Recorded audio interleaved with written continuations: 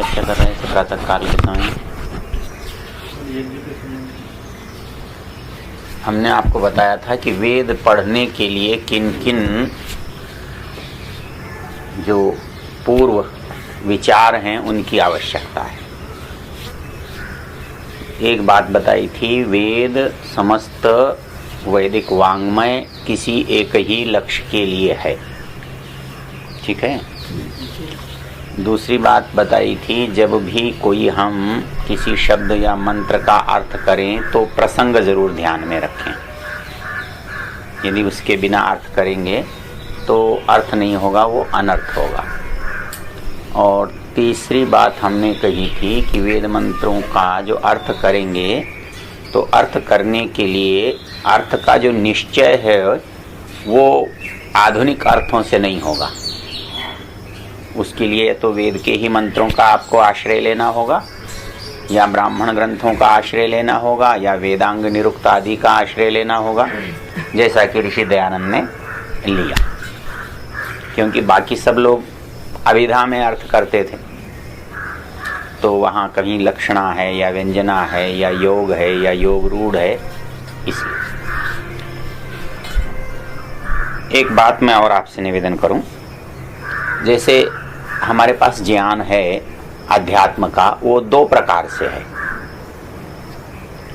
एक ज्ञान है जब हम दूसरे को बताना चाहते हैं, ज्ञान तो वही है अध्यात्म का, लेकिन एक परिस्थिति है जब हम वो ज्ञान दूसरे को देना चाहते हैं।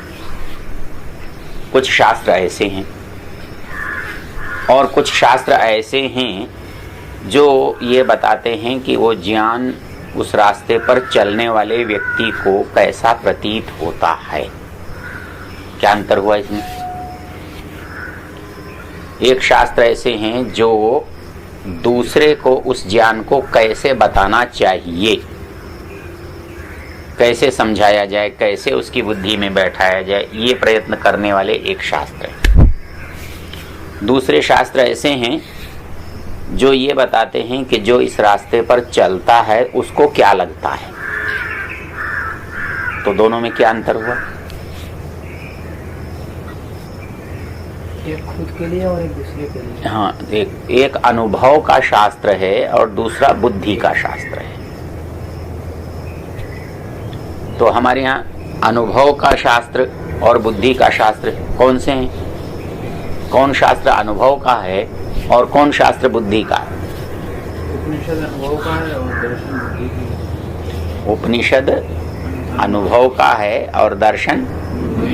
इसलिए होता क्या है कि उपनिषद की जब बात करते हैं तो कुछ पल्ले नहीं पड़ता, क्योंकि वो दूसरे को समझाने के लिए, बुद्धि से समझाने के लिए नहीं लिखा, व्यवहार करने के लिए लिखा है, प्रयोग करने के लिए लिखा है। आचार्य ने कहा आप कीजिए, आपको कालांतर में वो अनुभूति हो जाएगी। तो वो उससे चलता है। और दर्शन जो हैं वो सारे बुद्धि से चलते हैं, मतलब वो दूसरे को समझाने का प्रयत्न करते हैं। ईश्वर है या नहीं है वो दर्शन समझाता है दूसरे को, तो दूसरे को समझाना पड़ता है। तो इसमें एक बड़ी रोचक परिस्थिति पैदा होती है। आपने एक कथानक सुना होगा कि किसी ऋषि का सिर काट दिया था। किसका काट दिया था? इंद्र ने किसी ऋषि का सिर काट दिया था, दध्यंग ऋषि का, दधीची का इंद्र ने काट दिया था। क्यों काट दिया था? कि वो उपदेश देता था अश्वियों को। अश्वी दो देवता हैं, अश्विनव। तो अश्वी उनसे उपदेश लेने गए थे मधु विद्या का। तो मधु विद्या का उपदेश लेने के लिए उनके पास गए तो दध्यंग बोला कि यदि मैंने तुमको ये उपदेश दिया तो इंद्र जो है वो मेरा सिर काट देगा। तो उन्होंने क्या किया? उन्होंने कहा हम तुम्हारा सिर पहले ही काट देते और दूसरा सिर लगा देते। तुम ऐसा करना कि दूसरे सिर से तुम उपदेश दे देना, तो इंद्र आकर क्या काटेगा? दूसरा सिर काटेगा, तो हम पहला लगा देंगे, फिर आप वैसे के वैसे हो जाओगे। तो ये क्या कथानक है? भाई दध्यंग ऋषि के पास अश्वी लोग जाते हैं और ये कहते हैं आप हमें किसका उपदेश दो? मधु विद्या का। उपनिषद में मधु विद्या कहाँ पर है पता है? वैसे तो सारी विद्या मधु विद्या है, लेकिन बृहदारण्यक उपनिषद में जहाँ याज्ञवल्क्य और इसका संवाद है मैत्रेयी का, वहाँ पर मधु विद्या का अंत में विस्तार से वर्णन है वो परमेश्वर का ही ज्ञान, लेकिन वहाँ उसे मधु विद्या कहा है। तो कहता है कि मधु विद्या के लिए जब वो गए तो दध्यंग ऋषि ने कहा कि भाई ऐसा है कि मुझे ये ज्ञान तुमको नहीं देना, यदि मैं दूंगा तो इंद्र मेरा गला काट देगा। अब गला काट देगा तो अश्विनों ने कहा हम तो वैद्य हैं, हम तो चिकित्सक हैं। अश्विनों जो हैं वो दो होते हैं, सदा द्विवचन में आते हैं, और ये क्या हैं? देवताओं के चिकित्सक हैं, देवताओं के चिकित्सक हैं, वैद्य हैं देवताओं के, इसलिए इनको अश्विनों। तो उन्होंने कहा कि ऐसा करते हैं कि हम आपको पहले ही काट के दूसरा सिर लगा देते हैं। उन्होंने किसका सिर लगाया? घोड़े का, घोड़े का सिर लगाया। और दध्यंग ऋषि ने घोड़े के सिर से अश्वियों को मधु विद्या का उपदेश दिया। इंद्र आया, उसने उसका घोड़े का सिर काट दिया। अश्वियों ने फिर उसको ऋषि का सिर जो है वो लगा दिया। इसका अभिप्राय क्या? इसका अभिप्राय ये होता है, जब हम किसी को कुछ बताना चाहते हैं तो हम अपने स्तर से नहीं बता सकते, हमें क्या करना पड़ता है? उसके स्तर पर जाना पड़ता है। अध्यापक बहुत विद्वान हो सकता है, लेकिन वो अपनी विद्वत्ता से बच्चों को समझाएगा तो बच्चे कुछ भी नहीं समझेंगे। तो इसलिए उसे क्या करना पड़ता है? बच्चों के स्तर पर आना पड़ता है, बच्चों के स्तर से समझाना पड़ता है, और उनको समझाते हुए जब वो ऊपर ले जाता है तो फिर आ जाता है वो समान स्तर पर, और समान स्तर पर आता है तो फिर अपने स्तर से उपदेश करता है। तो पहले सिर को काट कर घोड़े का सिर लगाना, अर्थात अपने स्तर को नीचे ले आना, और उसको काट के वापस उस सिर को लगा देना, उस स्तर पर दोबारा आ जाना। तो इसलिए हमारे ऋषियों ने सदा ये प्रयत्न किया है कि हम जो ज्ञान है वो अगले तक पहुंचा सके, अगले को समझा सकें। इसके लिए उसे योग्य बनाना पड़ता है, योग्य चुनना पड़ता है। और अंतर ऋषि में और विद्वान में क्या होता है? ऋग्वेदादि भाष्य भूमिका में एक यही अंतर लिखा है कि ऋषि कौन होते हैं, आप पढ़ चुके हो, पीछे आ चुका है कि विद्वान कौन होता है, पंडित कौन होता है और ऋषि कौन होता है। याद है? नहीं। कहता है पंडित वो होता है जो अपनी विद्वत्ता के प्रभाव को छोड़ना चाहता है, वो दूसरे के मन में एक बात बैठाना चाहता है, ये आदमी बड़ा विद्वान है, बड़ा पंडित है। हाँ, कितना पंडित है? बोले एक विद्वान है अपने आर्य समाज में, तो मैंने उनसे कहा, मैंने कहा भले आदमी, तेरा भाषण मैं सुनता हूं तो मुझे किसिंजर की याद आती है। तो बोला तुम्हें किसिंजर की याद क्यों आती है? मैंने कहा तुम्हारा भाषण ही ऐसा होता है कि किसिंजर की याद आ जाती है। कैसे? किसिंजर विदेश मंत्री थे अमेरिका के, तो विदेश मंत्री बनने के बाद वो किसी यात्रा में गए तो हवाई अड्डे पर पत्रकारों ने घेर लिया। पत्रकारों ने पूछा किसिंजर तुम विदेश मंत्री नहीं थे और तुम विदेश मंत्री हो गए, तब इसमें अंतर क्या पड़ा? क्या अंतर हुआ? जब नहीं थे तब आप क्या समझे जाते थे या क्या समझते थे, और अब क्या हो गया? वो बोला कुछ ज्यादा अंतर नहीं पड़ा, बहुत थोड़ा सा पड़ा। क्या? बोले पहले ये कहते थे किसिंजर मूर्ख है, इसको कोई अकल की बात करनी ही नहीं आती, ये सब मूर्खता की बातें करता है। बोले अब क्या कहते हैं? बोले अब कहते हैं किसिंजर इतना बुद्धिमान है कि इतनी ऊंची बात करता है कि किसी की समझ में ही नहीं आती। आया कुछ समझ? वो वैसे ही मैं एक विद्वान से कह रहा था, मैंने कहा तेरा भाषण कमाल का होता है पर पल्ले कुछ नहीं पड़ता। तो ऋषि और पंडित में यही अंतर होता है। ऋषि का उद्देश्य होता है जो सामने बैठा है उस तक अपनी बात पहुंचाना, उसे समझाना, उसको हृदयंगम कराना। और पंडित जो है वो इस बात की परवाह नहीं करता कि दूसरे की कुछ समझ में आया कि नहीं आया। वो अपने धुआंधार उसकी शब्दावली जो है ना, किसकी, ये शिव महिम्न स्तोत्र पढ़ा है कभी? उसकी शब्दावली देखी है? या काव्य प्रकाश में स्वच्छंदोच्छल दच्छ कच्छ कुहरच्छाते तराम्बुच्छटा, हाँ, मूर्छन मोह महर्षि हर्ष विहत स्नानान्निकान्हाय भिद्यादुद्य दुदार दर्दुर दरी दीर्घा दरिद्रद्रुमा द्रोहोद्रेक महोर्मि मे दुर्मदा मंदाकिनी मंदताम। अब क्या पल्ले पड़ा, लेकिन ये जरूर लगा कि आदमी बड़ा विद्वान है। इसकी सबसे बड़ी अच्छी रचना उसकी लगती है, शिव महिम्न स्तोत्र की। ये पौराणिक जो साहित्य है ना, इसमें साहित्य की दृष्टि से अद्भुत चीज है। उसका कभी सुना है कोई श्लोक? मैं एक बार बनारस गया तो मुझे अच्छे लगे, तो मैंने उसके 14 श्लोक याद किए। 14 ही, अब तो मुझे 14 नहीं है, अब तो 1-2 याद है। जटा कटाह संभ्रम भ्रमन निलिम्पि निर्झरी विलोल वीचि वल्लरी विराजमान मूर्धनि धगद धगद धगद ज्वल ललाट पट्ट पावके किशोर चंद्रशेखरे रति प्रतीक्षणम मम धरा धरेन्द्र नंदिनी विलास बंधु बंधुर स्फुरद दिगंत संतति प्रमोदमान मानसे कृपा कटाक्ष घोरणी निरुद्ध दुर्धरापदी क्वचित दिगंबरे मनो विनोद मेतु वस्तुनि जटाटवी गलज्जल प्रवाह पावित स्थले गलेव लंब्य लंबितां भुजंग तुंग मालिकां डमड डमड डमड डमड निनाद वड्डमर वयम चकार चंड तांडवम तनोतु न। ये पांडित्य है। लेकिन वेद के मंत्र ऐसे थोड़े हैं।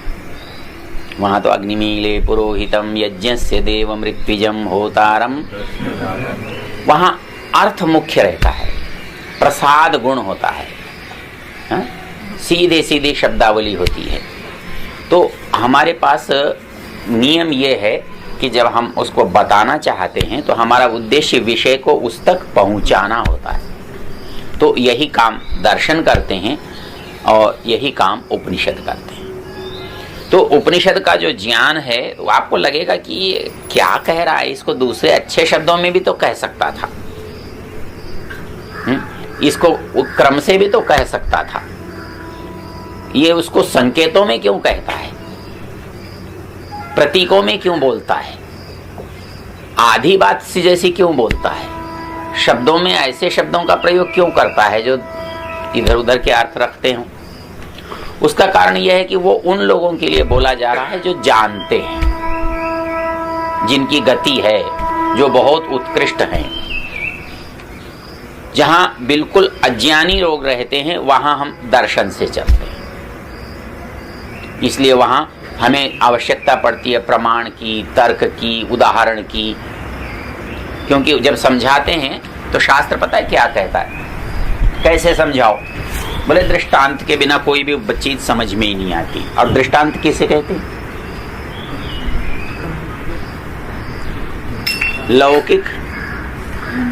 लौकिक परीक्षकाणाम बुद्धि साम्यम स दृष्टांत। जहां एक विद्वान से विद्वान आदमी और एक मूर्ख से मूर्ख आदमी, जहां दोनों सहमत हो जाएं। विद्वान से विद्वान आदमी भी मानता है कि ये बात ठीक है, भाई अग्नि उष्ण है, और मूर्ख से मूर्ख आदमी भी मानता है कि अग्नि उष्ण है।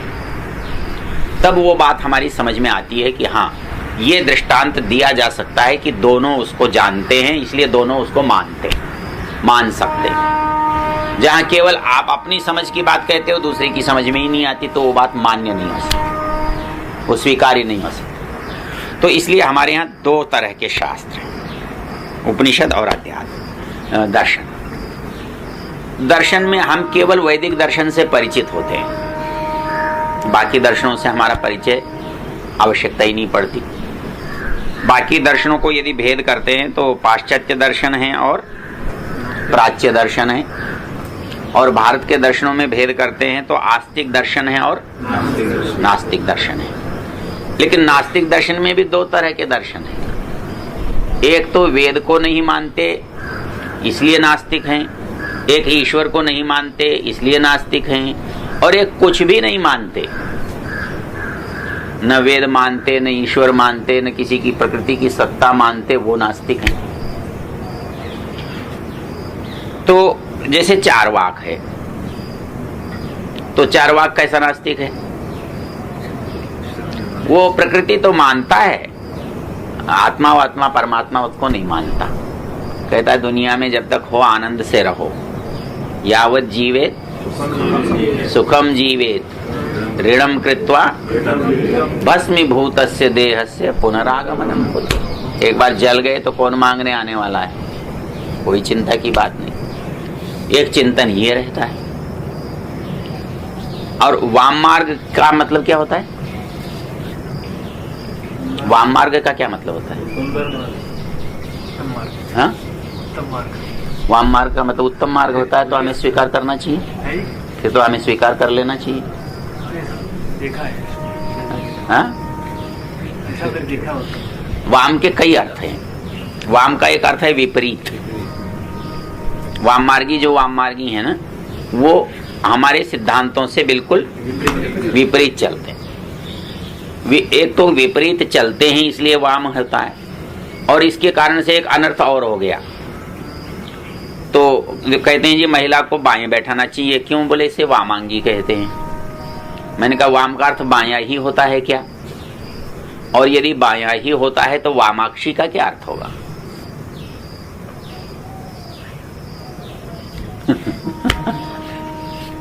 तो बाई आंख वाली होगी, बाएंगी होगी, काणी होगी, क्या होगी? वामोरु का क्या अर्थ होगा?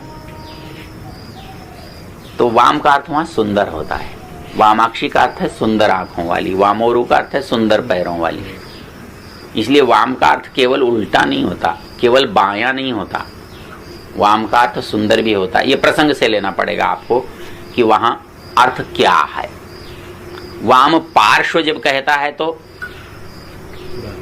बायां होगा, और वामांगी, वामाक्षी, वामोरु ऐसे प्रयोग करता है तो सुंदर अर्थ होता है। तो इसलिए वो अर्थों का विचार करके हमको काम करना। तो वाम मार्ग ने जो बात कही वो क्यों कही बता सकते हो? वो इसलिए कही, उन्होंने वेद के लोग जो गलत गलत काम करते थे उसके विरोध में कही। मतलब ये लोग क्या करते थे? यज्ञ में हिंसा करते थे, और ये कहते थे वैदिकी हिंसा। अच्छा देखो कितनी विचित्र बात है। मतलब हिंसा को करना है ये उचित ठहराने के लिए इन्होंने एक नियम बना लिया कि यज्ञ में यदि हिंसा करो तो हिंसा नहीं होती। ऐसा कैसे हो सकता है? हिंसा तो हिंसा है, कहीं भी करो, कहीं अनिवार्य है करनी, कहीं अनिवार्य नहीं है, लेकिन है तो हिंसा। चाहे युद्ध में करते हो आप, लेकिन हिंसा तो है, वहां आपको करने की आवश्यकता है इसलिए आप करते हो। लेकिन यज्ञ का नाम क्या है? अध्वर। अध्वर्यु तो यज्ञ के करने वाले को कहते अध्वर। और अध्वर शब्द का अर्थ क्या है? ध्वर कहते हैं हिंसा, ध्वर कहते हैं हिंसा, ध्वरति हिंसा कर्मा। अच्छा ये कर्मा शब्द का अर्थ क्या होता है? कर्म का शब्द निरुक्त में अर्थ होता है। कर्म शब्द अर्थ के लिए आता है, हिंसा कर्मा मतलब हिंसा अर्थ वाला। इसी तरह निरुक्त में बड़े विचित्र विचित्र शब्दों का प्रयोग है। एवं उच्चावचेषु अर्थेषु उपेक्षितव्याः। उपेक्षितव्याः, हम सब उपेक्षा का अर्थ समझते हैं, उदासीनता, और वहां उपेक्षितव्या का अर्थ है गहराई से निश्चय करना, जानना। त इमे उपेक्षितव्या। तो वहां पर हिंसा कर्मा, गति कर्मा, आदान कर्मा, तो कर्म शब्द वहां आता है अर्थ के लिए। तो यहां पर कर्म शब्द क्या है? क्या हुआ? अर्थ। तो ये कहता है कि जो हम शब्दों का प्रयोग करते हैं, वैदिकी हिंसा हिंसा न भवति, ये बिल्कुल मध्यकाल का है। हिंसा तो होती है, और हिंसा क्योंकि लोगों को मांस खाना था तो यज्ञ में डाल के खाने लग गए। और क्या कहते हैं कि यज्ञ में बकरे को डालते हैं तो क्या होता है, वो सीधा स्वर्ग में चला जाता है। तो इसका उत्तर वाममार्गी ने क्या दिया, पशुश्चेन्निहत स्वर्गम ज्योतिष्टोमे गमिष्यति स्वपिता यजमानेन तत्र कस्मान्न हिंस्यते। बोले ऐसा है, बकरा तो बिना स्वर्ग के काम चला लेगा। यदि बकरे को स्वर्ग देना है, उसको उतनी जरूरत नहीं है, तेरे बाप को स्वर्ग चाहिए और सीधा रास्ता है स्वर्ग का, काट दे और भेज दे। पशुश्चेन्निहत स्वर्गम ज्योतिष्टोम, ज्योतिष्टोम यज्ञ में यदि पशु की हिंसा होती है और वो स्वर्ग जाता है तो यजमानेन स्वपिता कत तस्मान न हिंस्यते। अरे फिर यजमान को चाहिए कि अपने पिता को स्वर्ग भेजे। ये है वाम मार्ग। ये वेद के विरोधी तो हैं, लेकिन ये उनको देखकर विरोधी बने हैं जो वैदिक करते हैं। इस पर कभी विस्तार से चर्चा करेंगे, ये बहुत एक ऐसा भी गंभीर विषय। तो ये चाहे जैन पैदा हुए, बौद्ध पैदा हुए, चारवाक पैदा हुए, वाममार्ग पैदा हुए, ये सब इन आस्तिक दर्शनों के विरोध में पैदा हुए। और इनका सामान्य नियम है, उपनिषदों में एक बड़ी सुंदर पंक्ति आती है, श्वेताश्वतर की पहली पंक्ति है, क्या है भला, काल स्वभावो नियतिर यदृच्छा भूतानि योनि पुरुष इति चिंत्यम संयोग एषाम न तो आत्मभावो आत्माप्यनीशः सुख दुख हेतु। मतलब जब भी कोई चीज सामने आती है तो उसके बारे में चिंतन होता है कि ये कैसे बनी होगी, इसका निर्माण होने में कौन कौन से पदार्थ रहे होंगे। तो उपनिषद में भी मिलता है, ये अथर्ववेद के प्रसंग में भी इसमें आता है। तो कहता है कि काल है, स्वभाव है, नियति है, यदृच्छा है। तो काल कहते हैं समय को, स्वभाव कहते हैं बनना उसकी आदत है। कोई चीज प्रकृति में क्यों बनती है, बनने की आदत है इसलिए बनती है। नियति, नियति कहते हैं भाग्य, भाग्य तो नियति से बनता है। काल स्वभावो नियति यदृच्छा, यदृच्छा मन मर्जी, जैसे चाहे वैसा बन जाए। तो काल स्वभावो नियति यदृच्छा भूतानि, ये सब भूत मिलकर के वैसे ही बन जाए, अपने आप ही बन जाते हैं। अग्नि कुछ बना देता है, वायु कुछ बना